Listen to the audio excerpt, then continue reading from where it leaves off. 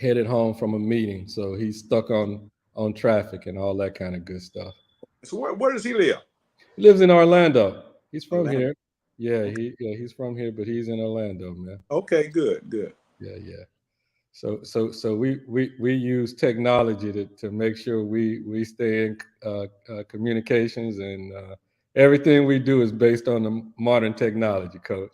That's great. That's great. Yes, sir. Okay, Coach Smith, we're gonna wait a few seconds here. We are live right now, so Okay. but I was just gonna wait until a couple of folk jump in here, and then we're gonna go ahead and get started. How was the rain? How was the weather down there today? Good. It was bad early this morning. Uh, Mm-hmm. Cleared off now, and it's real pleasant down here in Lake Charles. Oh, okay, cool. It got a whole lot better here. Okay, Coach, we got our magical number over here, so we're gonna go ahead and get started. Okay. Coach Smith, we definitely want to welcome you back, and with something to smile. We know you got something to smile about. We knew you and your guys were prepared. It was amazing seeing the send off, and on yesterday, I found it so amazing on yesterday to see you go get the bus, walk in, and tell the young brothers to say, "Come on, it's time to go." And then y'all got on that bus, and it just really was amazing to see you get behind the wheel of that bus and say, "Hey, we headed on down to Lake Charles, man." That's exactly right. Yep. Yeah, Uh, but that also says, Coach, and I think you and I kind of talked about it yesterday. But that also shows the type of man and a coach you are. Them kids are first, and anything that's necessary, you're gonna do to make sure it happens. So with that that's correct. said, we want to definitely welcome you back here. Thank you so much. As you said, I've been in this profession now for 53 years, and it's been 53 years dedicated to the development of young people, to hopefully Hmm. put them on a trajectory to a successful life. Okay. My first question, Coach, is how is this feeling? Coming off the emotions, the physical and mental emotions of a semifinal game, now to know that you just one game away from accomplishing something amazing. What does it feel like for you and the team? Well, it feels good, that you played 30 some basketball games, all in preparation for on the other evening, the semifinal game that will put you into the championship game. So Mhm. it feels good, that yourself, your coaches, and the players have done an outstanding job to get you to this point. And on the other night, with the victory over Carver, who put us out of the playoffs on last year, uh, Mhm. to come back, make adjustments as players and coaches, and we were able to win that basketball game. It was a tough game. Carver was two-time state defending champion, so I knew that they were not going to quit, and they played up until the end, and I knew that, and my guys met the challenge. So as a coach, it makes you feel real good that your preparation and that your kids' mindset were there in order for you to win that game. Are there any concerns about complacency from the team or from the coaching staff? Not at all. Everyone says, Coach Smith, I mean, you've won 9 state championships. You still got to find the energy, uh, to try to win another one. But the thing is, sure, I've won 9 championships, but they've been with different teams and given different young men that opportunity to win a state championship is great. So that's why my fire and my energy is always at a high level because I'm thinking about these young men that I work with day in and day out. Coach, there's that old saying in defense travels regardless, and offense doesn't show up until the shots start going in.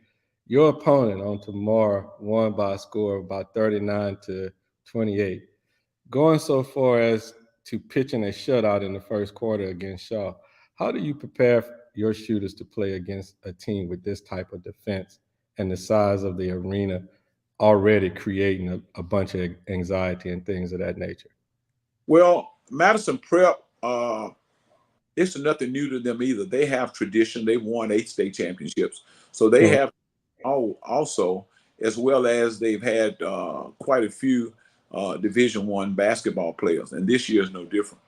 So again, it's going to be a challenge for me and my coaching staff. It's going to be a challenge for my players that they can step up and in 3 days and play with the same intensity they played with on last Thursday. Okay. This game you played with Madison Prep is, them being the number one team in the class you guys are in. You guys number two. What is it like preparing for the biggest game of the season with only 2 days to prepare? Mentally and physically again. Obviously, you just said it. How many times you've been down there and been in that type of arena. But what is it? It's coming to the. It's going to be the last game of the season. That's correct. That's correct. You're absolutely right. And I was talking to the guys today. We went and had a dinner uh, Hmm. uh, about 2 hours ago. And my speech to them afterwards is that, this is our moment in time. You think about it, it's just a moment. And as the song say, we just a heartbeat away from being the best team in our division. So the preparation, no, it's not for the past 2 days. The preparation started last summer, Mm. and culmination of that preparation. So I think that my guys are prepared. On any given day, any given night, a team can be beaten. So Mhm. you have to prepare for all uh, things that you might come up against in that ball game. And Madison Prep, like I said, it's nothing new to them. So they're going to be working hard. They're going to be prepared, and the best team is going to win. That's right. All right. The Warhorse Nation and some other area supporters showed up to help support the team um, on yesterday.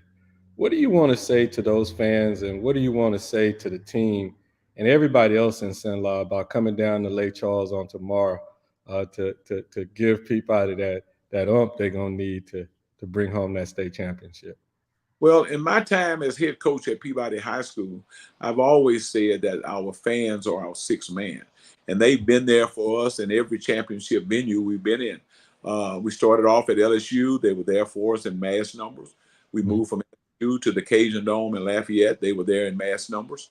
We went from there to Shreveport, from Shreveport to Ruston, and from Ruston to Monroe, and now we are currently in Lake Charles.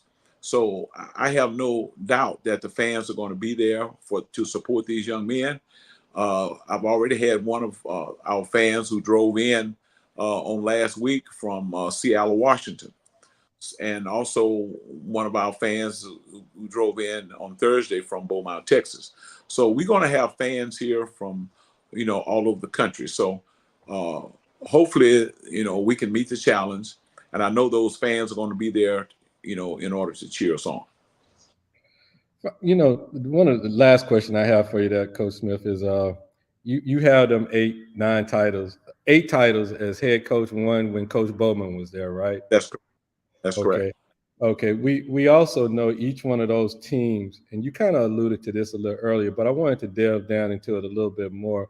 We also know that each one of them teams were different and meant something different each single time. Obviously, uh, for you, a win cements your legacy as the greatest high school basketball coach in Louisiana.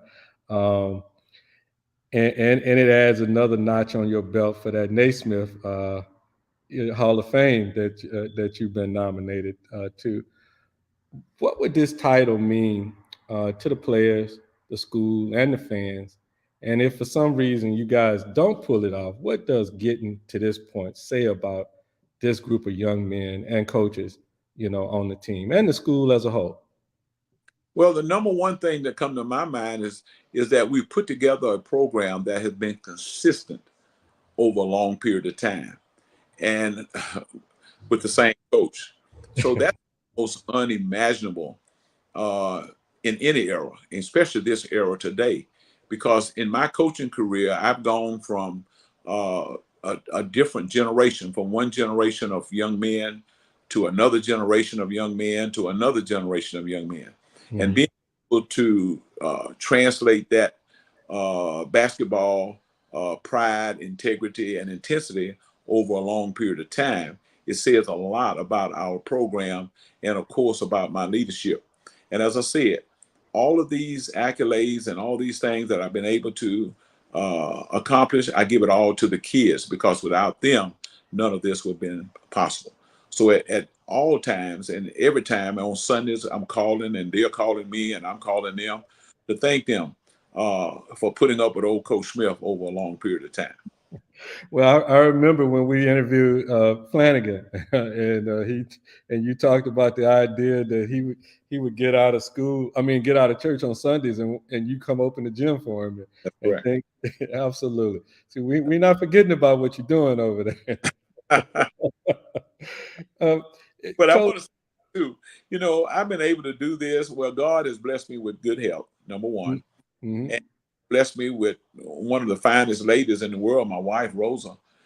She's been by my side the whole way, and of course, outstanding family. My son Kedrick, who's been with me as an assistant coach, and my daughter, Dr. Kamisha Smith Ross, Mm-hmm. uh, and now my grandkids. I have three beautiful grandkids.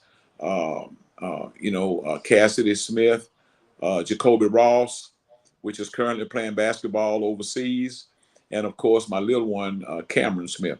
So all of them have been supportive uh, of my career, and I just want to thank them for being there for me. You know, as always, Coach, it's our pleasure to to have you on. What final words would you have for the fans out there about tomorrow, and things of that nature?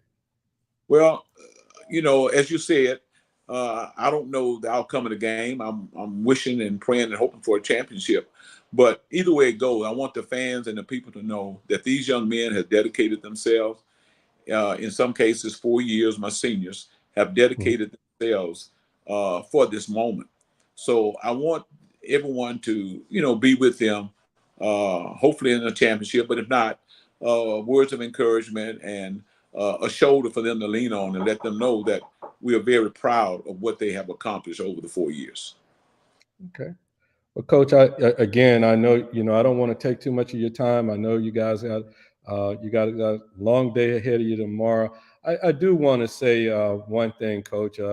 This particular broadcast and the post that we're going to make all weekend regarding this championship game is being brought to us because of some sponsors, and I certainly want to say thank you to those guys out there. That's Sheriff Mark Woods, DA Philip Terrell, Miss Sandra Franklin on the Rapids Parish School Board, and DJ's Bells Bond.